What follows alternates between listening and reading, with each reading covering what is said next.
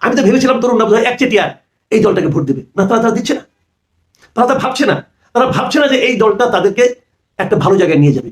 কি আসিফ মাহমুদ, সজীব ভুইয়া, কিন্তু সে আওয়ামী লীগ নিশ্চিন্ন আপনি কিভাবে করবেন? কারণ আপনার যে সমর্থন আছে কাদের মধ্যে?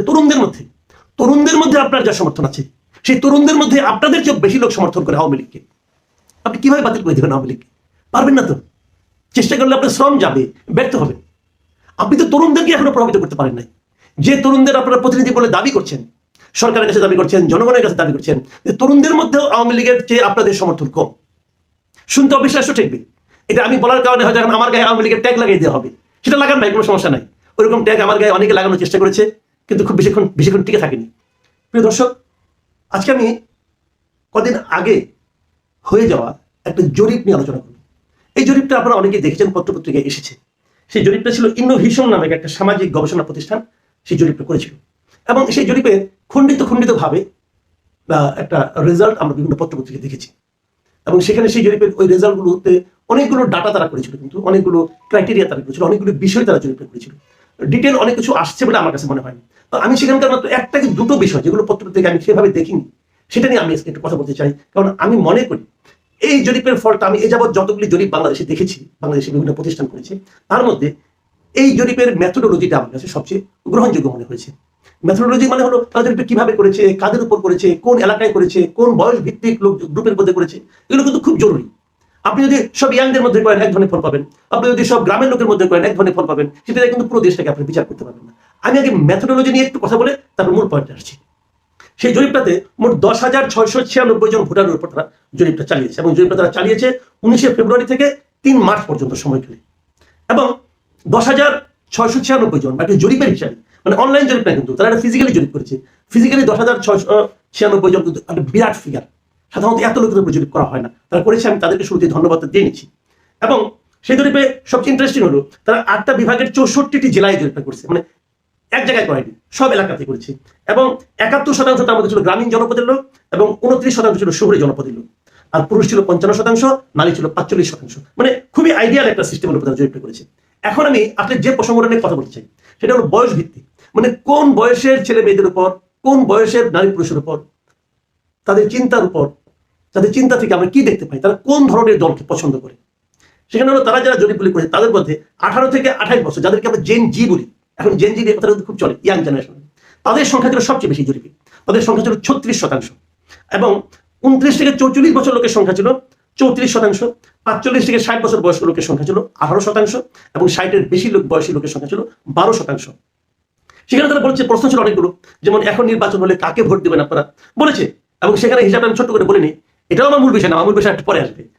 ভোটের হিসেবে দেখা গেছে তারা যে জরিপে পেয়েছে যে এখন যদি ভোট হয় তাহলে 41%, 41.7% লোক ভোট দিবে বিএনপিকে, 31.6% ভোট দিবে জামাত ইসলামকে, 13.9% লোক ভোট দিবে আওয়ামী লীগকে, ছাত্রদের নতুন রাজনৈতিক দলকে ভোট দিবে 5.1%, ইসলামী আন্দোলন পাবে 2.6%, জাতীয় পার্টি পাবে 1%, গণ অধিকার পরিষদ পাবে 0.5%, গণসংহতি আন্দোলন পাবে 0.2%, অন্যান্য সব দল মিলে পাবে 3.3%। তাহলে এখানে দেখা যাচ্ছে যে বিএনপি 41% ভোট পাবে, সবচেয়ে বেশি। তার সঙ্গে দ্বিতীয় স্থানে থাকে জামাত ইসলামের পার্থক্য হলো 10% ভোটের, 10% একটু বেশি, মানে তারা পাবে 31.6%। এখানে বোঝা যাচ্ছে বিএনপির অবস্থান ভালো। বিভিন্ন জেলাগুলির মধ্যে দেখা গেছে দুটো বিভাগে জামাতের অবস্থান ভালো, একটা রংপুর বিভাগ আর একটা খুলনা বিভাগ। ঠিক আছে, এটাও আমার মূল বিষয়। এখন আমি মূল পয়েন্টে আসি। দেখুন, তরুণ ছাত্রদের নতুন দলটা জাতীয় নাগরিক পার্টি, এটা কিন্তু ইয়াং পিপল বেসড একটা সংগঠন। তো আমি না এই জরিপের ফলটা দেখে আমি একটু বিস্মিত হয়েছি। আমি ভেবেছিলাম যে ইয়াং জেনারেশনের লোকজন বোধ হয় এই নতুন দলের প্রতি বেশি আকৃষ্ট হবে, কিন্তু আনফরচুনেটলি তা নয়। তাদের জরিপের রেজাল্টে বলছে এই 18 থেকে 28 বছর বয়স, যাদেরকে জেনারেশন জি বলা হচ্ছে, জেড বলা হচ্ছে, তাদের মধ্যে জনপ্রিয়তার দিক দিয়ে সবচেয়ে বেশি আছে বিএনপি। এই জেনজির যারা এই সদস্য, তারাও 35.5% লোক বিএনপিকে ভোট দিতে চায়। বিএনপির সব মিলিয়ে ভোট কিন্তু ছিল 41.7%, সেখান থেকে একটু কমেছে, অনেক কমেছে, প্রায় আপনার 6% ভোট কমে গেছে এখানে, কিন্তু কমে সেটা হয়েছে 35.5% জেনজির মধ্যে। আর জেনজি থেকে 34.2% তারা দিয়ে যাচ্ছে জামাতকে। এখানে জামাতের সঙ্গে বিএনপির পার্থক্য খুবই কম, একদম কাছাকাছি। আর জেনজির ছেলে মেয়েদের মধ্যে তৃতীয় স্থানে আছে আওয়ামী লীগ, আওয়ামী লীগকে ভোট দিবে 11.3%। আর ছাত্রদের নতুন পার্টিকে ভোট দিবে 10.1%। তার মানে ছাত্রদের দল, তরুণদের দল, তরুণদের কাছেও সবচেয়ে জনপ্রিয় দল নয়। এটাই হচ্ছে আমার মানে মূল বক্তব্য, যেটা যে আলোচনা আমি করতে যাচ্ছিলাম। এটা থেকে আমি একটু বেশিতেই হয়েছে, কিন্তু আমি তো ভেবেছিলাম তরুণরা বোধহয় একচেটিয়া এই দলটাকে ভোট দেবে না, তারা দিচ্ছে না, তারা ভাবছে না, যে এই দলটা তাদেরকে একটা ভালো জায়গায় নিয়ে যাবে। বরঞ্চ তরুণদের মধ্যে ওই একই ক্রমটা উল্লেখ আছে, ভোটের সংখ্যাটা একটু হেরফের হয়েছে কিন্তু ক্রমটা একই আছে।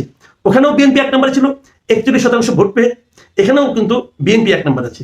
বরঞ্চ এখানে আমি দেখলাম যে জামাতের ভোট একটু বেড়েছে। জামাতের আগে ছিল সবার মিলিয়ে ছিল 31.6%, এখানে বা দেখছি জামাতের ভোট হয়েছে 34.2%। আওয়ামী লীগের ভোট জেনজির মধ্যে কমেছে এবং ছাত্রদের ভোট সামান্য কিন্তু বেড়েছে, একদম বাড়েনি তা। ছাত্রদের আগে ভোট ছিল 5.1%, সব মিলিয়ে ছেলে বুড়ো সবার মধ্যে 5.1%, সেটা স্ট্রেট ওয়েতে ডাবল হয়ে গেছে, ডাবল হয়ে হচ্ছে 10.1%। তার মানে নতুন যে দলটা, সেই দলে তরুণদের সমর্থন একটু অনেকটাই বেড়েছে, সব মিলিয়ে যার সমর্থন আছে তার দ্বিগুণ হয়ে গেছে। কিন্তু তারপরও তারা কিন্তু আওয়ামী লীগের চেয়ে কম। যে আওয়ামী লীগকে আপনারা বাতিল করে দিচ্ছেন, যে আওয়ামী লীগকে আপনারা মানুষের ফু দিয়ে অনেক জেনজির প্রতিনিধি হিসাবে যিনি উপদেষ্টা পরিষদে আছেন, তিনি ফু দিয়ে উড়িয়ে দিচ্ছেন কি আসিফ মাহমুদ, সজীব ভুইয়া, কিন্তু সে আওয়ামী লীগ নিশ্চিহ্ন আপনি কিভাবে করবেন? কারণ আপনার যা সমর্থন আছে, কাদের মধ্যে? তরুণদের মধ্যে আপনার যা সমর্থন আছে, সেই তরুণদের মধ্যে আপনাদের চেয়ে বেশি লোক সমর্থন করে আওয়ামী লীগকে। আপনি কিভাবে বাতিল করে দেবেন আওয়ামী লীগকে? পারবেন না তো।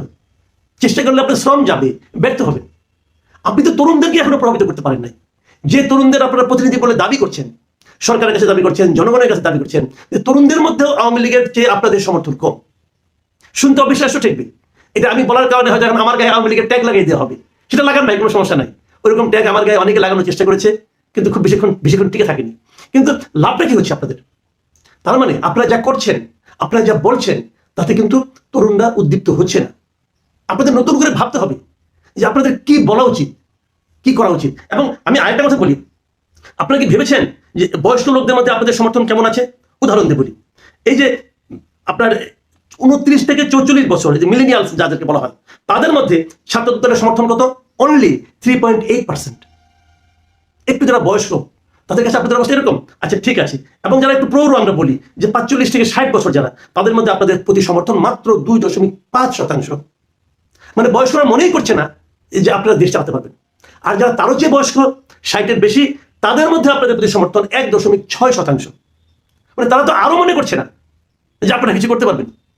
তাহলে কেমনে হবে ভাই? কেবলমাত্র সরকারের সমর্থন নিয়ে আপনারা কতদূর অগ্রসর হবেন?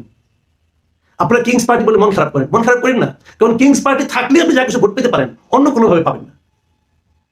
আপনাদের রাজনীতিতে চেঞ্জ আনতে হবে।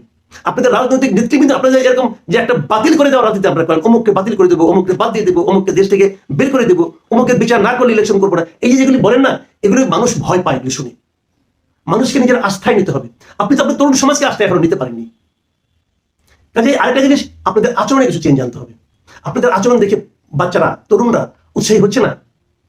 তারা হয়তো ভাবছে যে এরা সুযোগ পেয়ে অনেক কিছু করছে, ক্ষমতা গেলে আরো অনেক কিছু করবে। কি ভাবছেন আপনারা ভাবুন, আমি আমার ভাবনার কথা বললাম।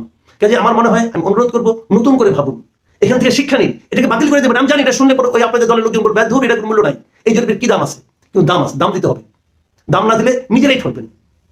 প্রিয় দর্শক, আমিও বলছি এটা জরিপ, এটা কিন্তু প্রকৃত চিত্র হয়তো বা না, কিন্তু যারা ভোটটা দিয়েছেন, যারা জরিপে অংশ নিয়েছেন, তাদের মূল্যকেও একেবারে উড়িয়ে দিন না। মানুষ এভাবে ভাবছে।